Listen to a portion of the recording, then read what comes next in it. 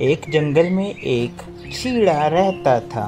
वह उस पेड़ में अकेला ही रहता था।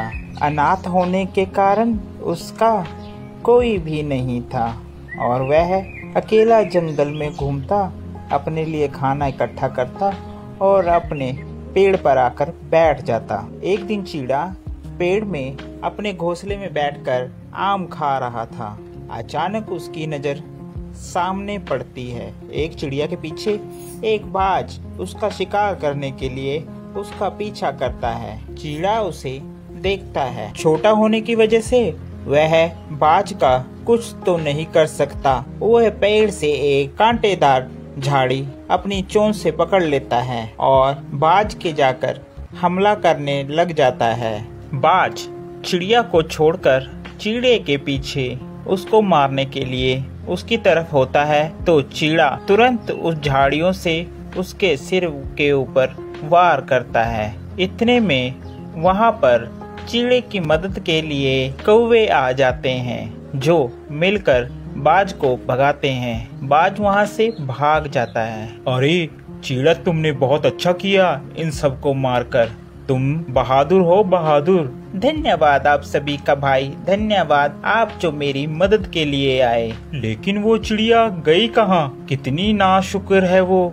उसका बिल्कुल भी फर्ज नहीं था तुम्हारा धन्यवाद करने का। तुम्हें बिना धन्यवाद किए ही वह यहाँ से चली गई। कैसी चिड़िया है वो? चलिए कोई बात नहीं कौवे भाई, इसमें गुस्सा होने वाली बात नहीं है। उस चिड़िया के लिए मैं मदद के लिए आगे आया और भगवान ने मेरी मदद के लिए आप सभी को भेज दिया।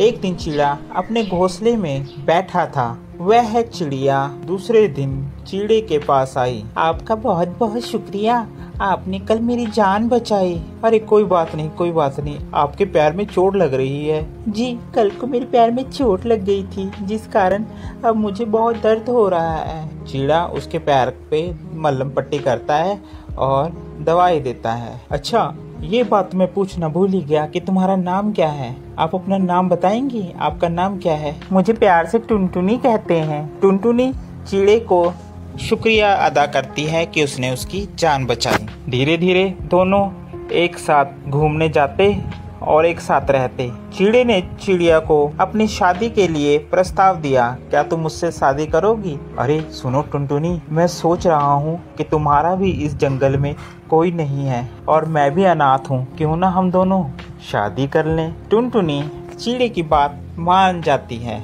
और शादी के लिए हाँ कर देती है। दोनों एक अच्छा सा घोंसला बनाकर वहाँ पर रहते हैं। ऐसे ही थोड़ा समय बीतता चला जाता है। एक दिन धीरे धीरे टुनटुनी का स्वभाव बदलता जाता है। सुनिए जी, मैं आपसे बहुत प्यार करती हूँ लेकिन आप मुझे बिल्कुल भी प्यार नहीं करते हैं। अरे नहीं टुनटुनी, मैं तुम्हें बहुत प्यार करता हूँ, सच में। तुम कहो तो तुम्हारे लिए मैं जान हाजिर कर दूं। नहीं नहीं, मुझे आपकी जान नहीं चाहिए। आप तो झूठे हो, झूठे। आप मुझसे प्यार नहीं करते हो। अरे सच में टुनटुनी, कहो तो सही, मुझे तुम्हें अपने प्यार साबित करने के लिए क्या करना होगा? अच्छा ऐसी बात है तो वो सामने जो पहाड़ दिख रहे हैं ना? हाँ दिख रहे हैं टुनटुनी। उस पर कल को दोनों में से जो भी जल्दी जाएगा वह सबसे ज्यादा प्यार करेगा।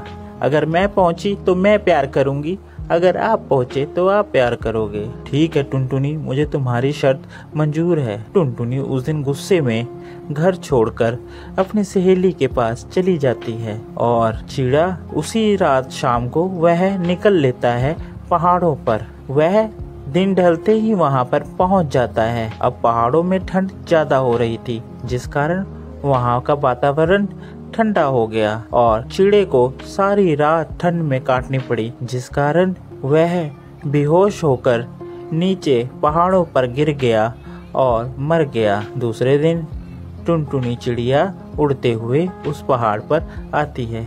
अरे कहाँ गए? देखा ना, मैंने कहा था ये झूठे हैं, झूठे। झूठे कहीं के अभी तक नहीं आए।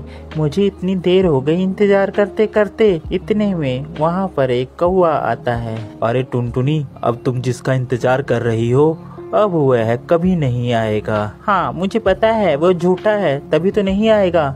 नहीं टुनटुनी, वो अब जिंदगी में कभी भी नहीं आएगा। टुनटुनी पूछती है क्या बात हो गई? अरे क्या बात है, जल्दी बताओ मुझे, क्या कहना चाह रहे हो। कौवा उसे लेकर नीचे पहाड़ों पर ले जाता है जहाँ पर चिड़ा पड़ा होता है। वह आखिरी समय में भी आंख खोलकर लेटा होता है कि चिड़िया को देख सके। ये सब देखकर टुनटुनी रोने लग जाती है और अपनी गलती पर पछतावा करती है। आपको हमारी यह स्टोरी कैसी लगी जरूर बताएं। साथ ही ऐसी और मजेदार स्टोरी देखने के लिए हमारे चैनल को सब्सक्राइब करना बिल्कुल ना भूलें। Thank you for watching.